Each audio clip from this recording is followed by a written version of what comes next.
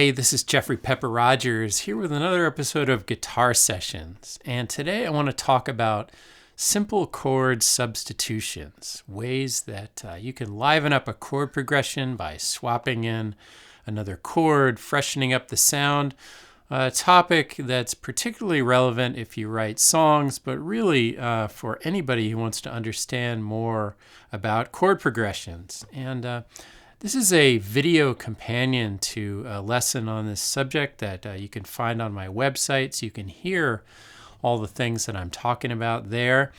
And it's also a topic I dig into deeply in writing about chord progressions in my book, The Complete Singer-Songwriter, as well as the multimedia guide called Songwriting Basics for Guitarists. Info on both of those on my website. And as with all the episodes of Guitar Sessions, you can find all the charts for everything I'm doing in a downloadable form over on Patreon. So let's get rolling. The first kind of really simple substitution I want to talk about is relative majors and minors. So every major chord has a relative minor, and every minor chord has a relative major. And those pairs of chords are very similar. They have two of their three notes in common. So in a chord progression, you can sub one for the other very naturally and often just sing the same melody over it. So I'm just going to play through what some of these pairs of relative minors and relative majors sound like. And you can see their similarity on the fingerboard of the guitar when you see the shapes and how you're keeping your fingers in the same places in some of them. So here we've got C and A minor. So A minor is the relative minor of C major. For D, the relative minor is B minor. For E major, relative minor is C sharp minor. You can especially see the similarity if you play an E with a C shape up here and then go down to that C sharp minor. So an F chord and its relative minor is D minor. So there's an F on just the top four strings and a D minor. For G, the relative minor is E minor.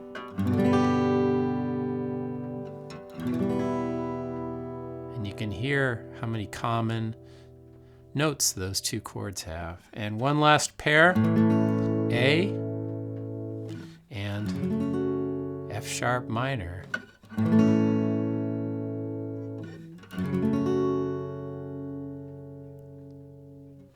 So if you have a chord progression that uses one of those, you can try substituting the other and see what that does. The next substitution I want to talk about is the 3 chord, substituting that for the 1. So I'm not going to get into a big discussion of the theory behind all this, but this is all based on an understanding of chord progressions by number, which is super important, vital to understand, something I get into in detail in the books I mentioned. And you can also find an intro lesson to that on my website. So the 1 chord is our root chord, and the 3 is the minor chord that we build off of the 3rd note of the scale. So let's just see what this all shakes out as in practice. So if I'm playing in C major, my 3 chord would be E minor. So there's my 1, and there's my 3. And in a chord progression, I could take that 3 and try subbing it in for somewhere where the 1 chord happens. So here's some other pairs. If I'm in D, my 3 chord is F sharp minor. In E,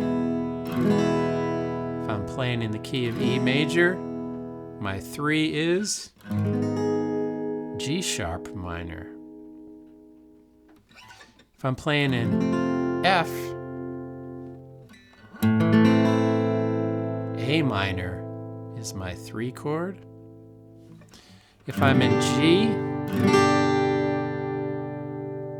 my 3 chord is B minor. And finally, if I'm in A, the 3 chord is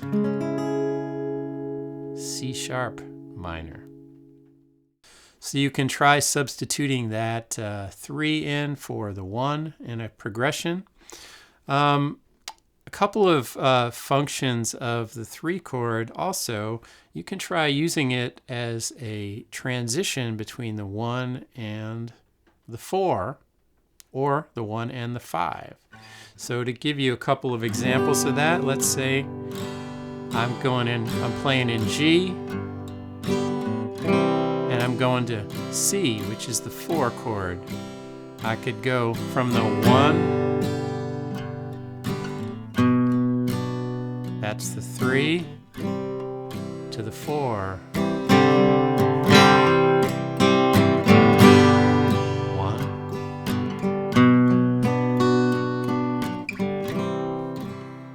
to the 4. Now I'm going to say reset here, and let's say I'm playing in the key of C. Now this is my 1 chord.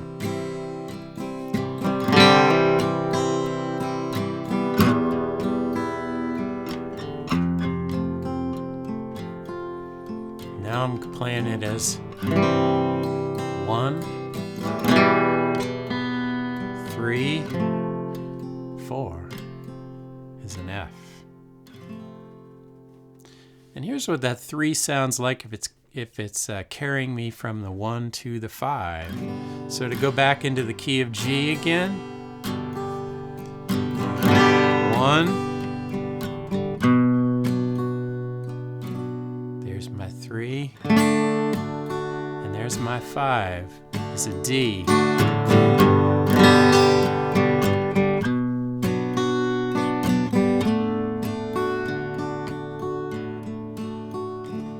Now if I were to play back in C, this is my 1 chord now.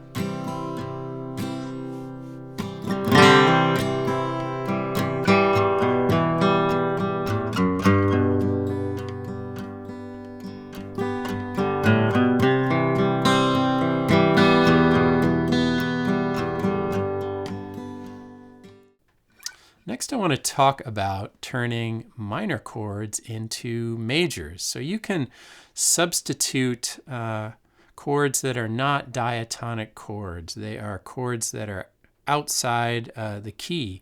They stand out because they contain notes that are not in the key.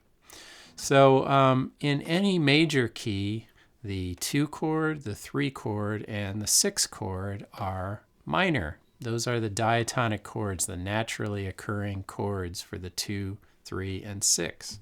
So you can try taking those chords and making them major, and that introduces a cool different color into a progression. So just to see what I mean, if I'm playing in G, there's my 1.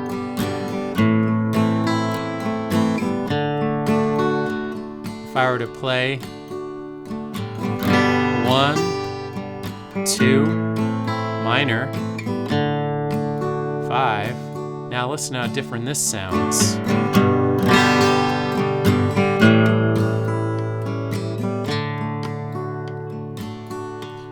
So instead of an A minor there for the 2, I played an A, well, I played it as a 7th chord there, but I made it major.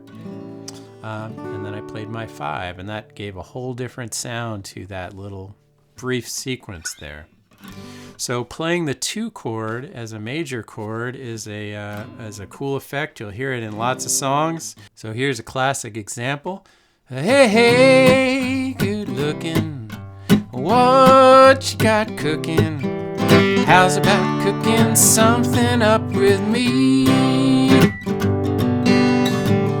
So there I'm playing in C. There's my 1. I'm playing the 2 as a major, as a D. Going to my 5, a G, 7. And back to the 1 again. So you'll hear in that progression that 2 or 2-7 chord really pulls strongly toward that 5. So often you'll hear that particular sequence. So let's just hear what it sounds like in a couple different keys. So again, I'm playing these progressions in different keys, but the chords have the same relationships, which is why it's so important to think about them in terms of numbers, because the relationships are what matter. So if I'm playing in G, now G is my 1 chord.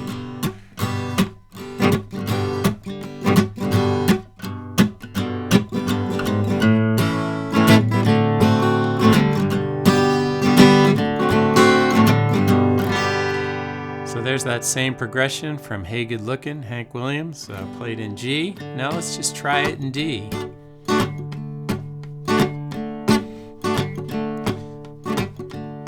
Hey, hey, good looking, what you got cooking?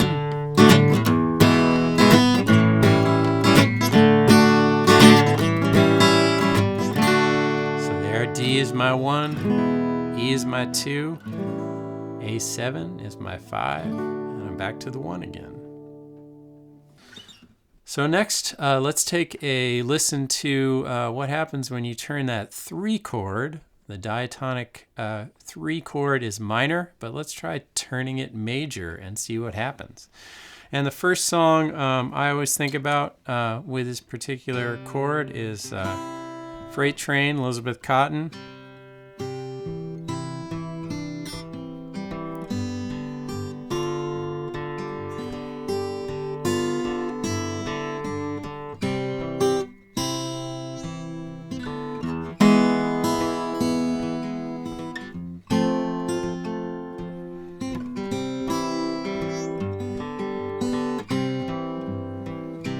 So you probably noticed when we hit it that I'm playing in C. When I hit that E major, there's that major 3 chord is the real sweet change in Freight Train.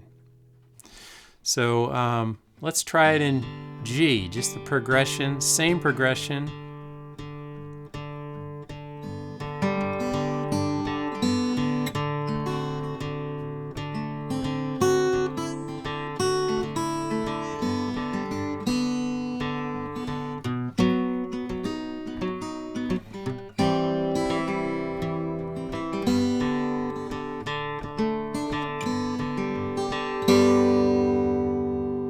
So I hope you can hear how those progressions are in different keys, using different shapes, but the chords have the same relationships with each other. And that 3 major chord is a cool one to use. Here's another classic song example here. This is On the Road Again, Willie Nelson. So I'm going to use that 3 chord, played as a 7th this time. I'm playing in E right now. On the road again, I just can't wait to get on the road again. Life I love is making music with my friends, and I can't wait to get on the road again. So when I went from that 1 chord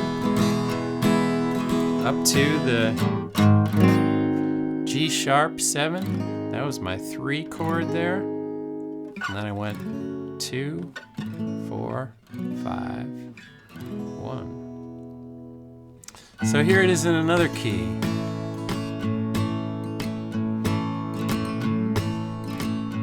On the road again, just can't wait to get on the road again.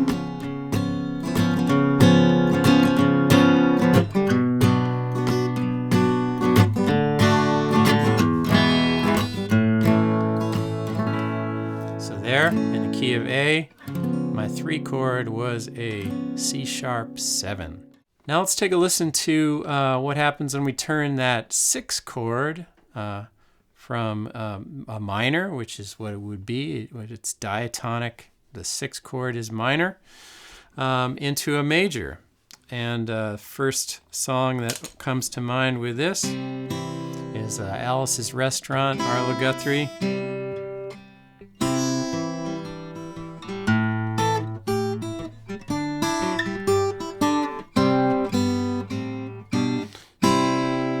So we got our 1. There's our major 6 is an A, A7. And we're also going to use that 2, playing it as a 7th chord here, but that's a major as well, to the 5, and back to the 1. So that progression uses both the 6 and the 2 as major chords. And here it is, just again for comparison, here it is in G.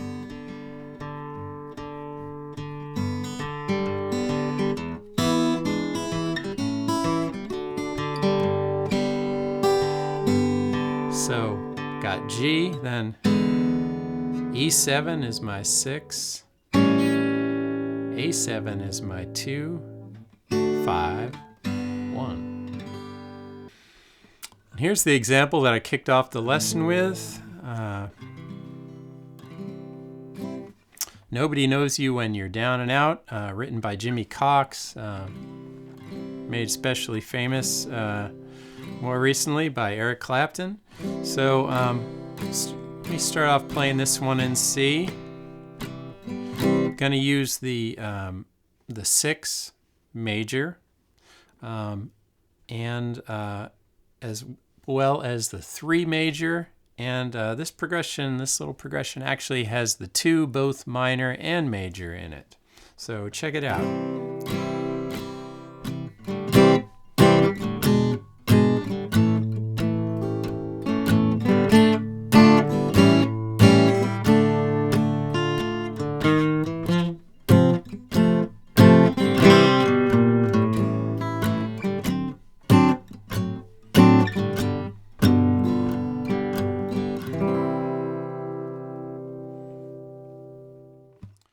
Here's the same progression in A, just for comparison. Again, so you can hear it in a different key.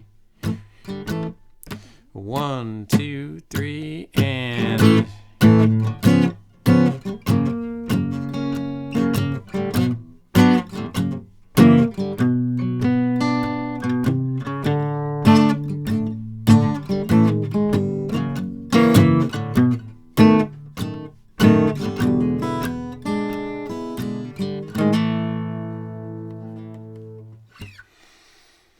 All right, so here's a cool one to, another classic song to think about is Dock of the Bay, Sitting on the Dock of the Bay, Otis Redding. This is a song that has a really unusual chord progression, but the chorus of it goes between the 1 and the 6 major. Sitting on the dock of the bay, watching the tide roll away, going between G and E.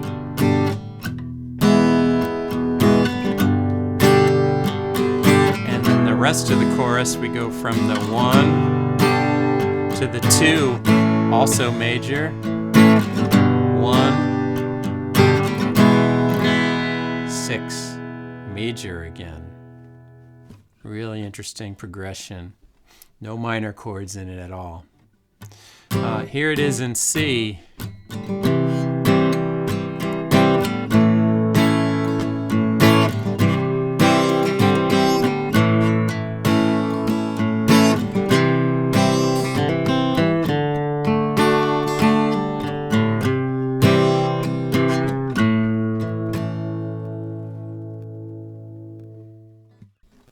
Couple last examples I want to share now about turning diatonic major chords into minors. So namely the 4 and the 5, which in a major key, the diatonic chords would be major. And dramatic things happen when you turn them into minor chords. So first, here's a classic example of the minor 5 from I Want to Hold Your Hand, Beatles song. So I'm going to play this here in the key of C. So I'm going to play a little bit of the chorus just for sort of harmonic context. But when it goes to the bridge, listen what happens when I hit that minor 5. Hold your hand. I want to hold your hand.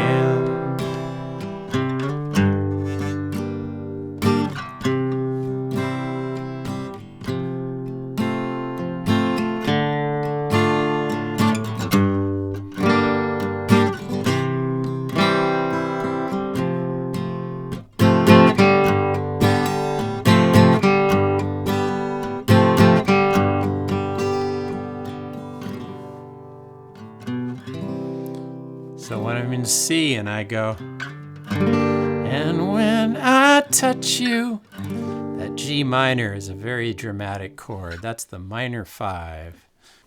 Here's another quick example from a Beatles song, this time using the minor 4. And we got the contrast built right into this from the verse to the bridge, something they did a lot. She came in through the bathroom window. This time, it's just going between the 1 and the 4 major chords.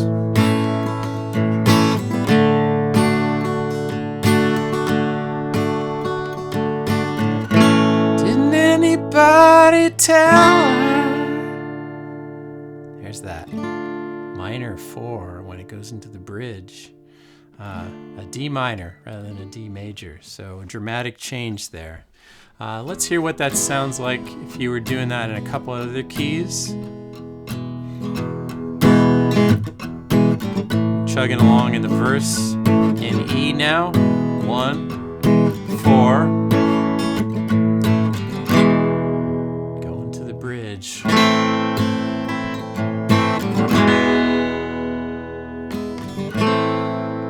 to that minor 4. That A major became an A minor. And one more key. If I'm playing it in G. 1, 4.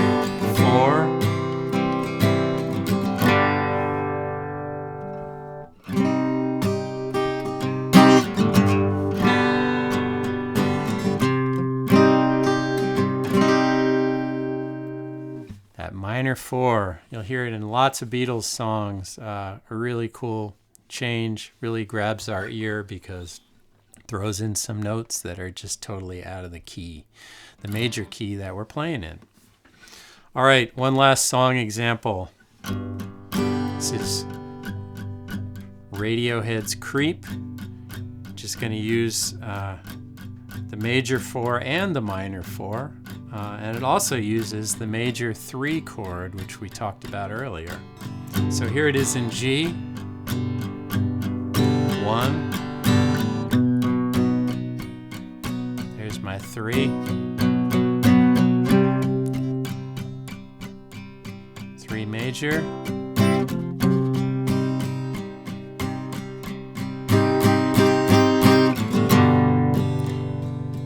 So let's try that in a couple other keys. Let's try it in D.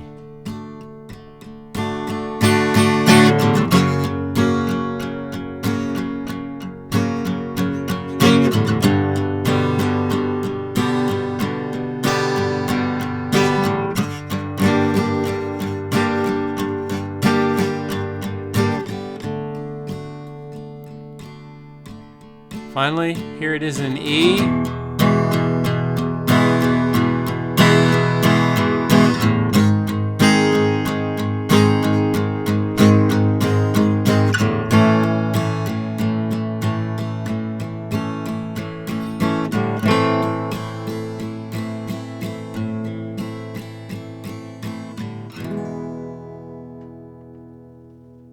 So there you go, some chord substitutions to try. I hope you can you get a sense while you're listening to this about how useful it is to be able to dial in progressions by number like that, so you can actually be just switch to another key without using a capo or any other sort of transposing tool. You just know where your 1 and your 3 and your 6 and whatnot are in the different keys, and then you can just go right into that other set of shapes and play in a different key. So once again, you can find a bunch of things to follow up with on this on my website. You can find the charts for everything in this lesson on Patreon, and you can dig deeper into these subjects in the book, The Complete Singer-Songwriter, and also the multimedia guide called Songwriting Basics for Guitarists. And hope you got some good ideas out of this, and thanks for watching. I will catch you next time.